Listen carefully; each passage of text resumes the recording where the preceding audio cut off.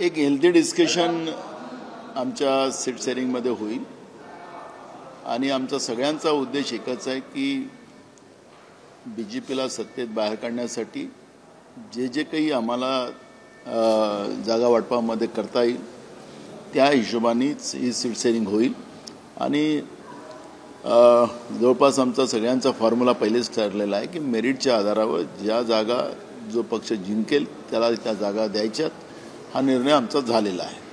त्यामुळे मला वाटतं की महाविकास आघाडीमध्ये जागा वाटपामध्ये कुठलेही प्रॉब्लेम येणार नाही।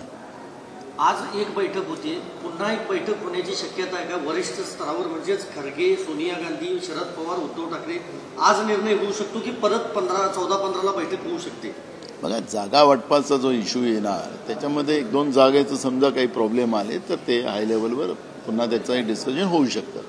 पण आज आमचा प्रयत्न राहील की आजच या सगळ्या जागा वाटपाचा प्रश्न आजच सुटला पाहिजे, हा प्रयत्न आज आमचा आहे। राष्ट्रवादी काँग्रेस, शरद पवार गट आणि उद्धव ठाकरेंचा पक्ष यांच्यामध्ये हेल्दी डिस्कशन झालेलं आहे असं संजय राऊत म्हणतात। काँग्रेसची नेमकी काय भूमिका? आमचं पण ऑलरेडी त्या पद्धतीचं डिस्कशन आहे, त्याच्यामुळे फार काही जागा वाटपामध्ये घोळ होईल असं मला वाटत नाही। सर, वंचितची काय भूमिका असणार? वंचितच्या संदर्भात तुमचं असं म्हणणं आहे, वंचितच्या संदर्भात बिलकुल आमची पण सकारात्मक भूमिका आहे। पवारसाहेबांशी माझं त्या विषयावर बोलणं झालेलं आहे। पवारसाहेबांशी स्वतः प्रकाश आंबेडकरजी भेटलेले आहेत, त्यामुळे जो काही प्रस्ताव आज मीटिंगमध्ये येईल तो जे काही उद्धव ठाकरे साहेबांसोबत त्यांची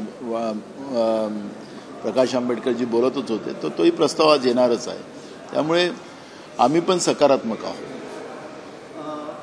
उद्या विधानसभा अध्यक्षांचा निर्णय येणार आहे अपात्रतेसंदर्भात। मुख्यमंत्र्यांनी अशी प्रतिक्रिया दिली की निर्णय हा मेरिटवर लागेल।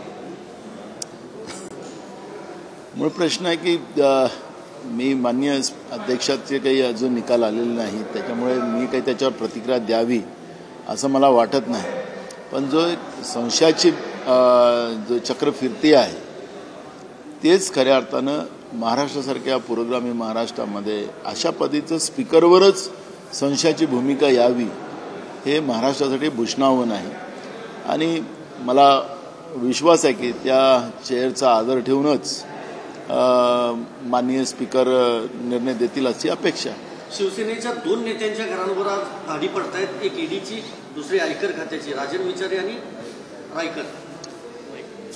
बघा, बीजेपीकडून वारंवार हे सांगण्यात आलेलं आहे की जे कोणी आमच्या विरोधात असेल त्यांच्यावर आम्ही या पद्धतीच्या धाडी टाकूच आणि त्या पद्धतीचा तो प्रयत्न चालू आहे। काही नवीन हा भाग आहे असं मला वाटत नाही आणि जे काही महाराष्ट्रातच आपण, देशातला तर विषय वेगळा आहे पण महाराष्ट्रातच आपण चित्र पाहिलं तर ज्या लोकांवर ईडीच्या कारवाया झाल्या ते लोक भाजपमध्ये सत्तेमध्ये सहभागी झाले, त्यांना वॉशिंग मशीनमध्ये धुतलं गेलं गुजरातच्या असं बीजेपीकडून सांगण्यात येतं।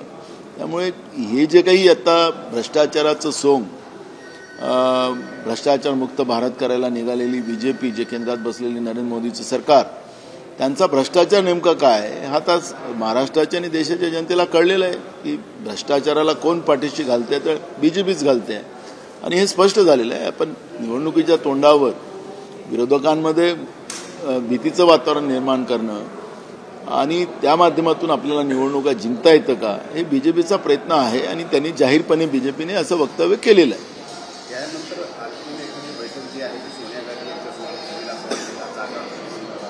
मी तुम्हाला सांगतो की आज जवळपास आम्ही जागा वाटपाचा प्रश्न सोडवू असा आमचा प्रयत्न राहणार आहे, पण एक दोन जागेमध्ये राहिला तर हाय लेवलवर ती चर्चा होऊ शकते। एबीपी माझा, उघडा डोळे बघा नीट।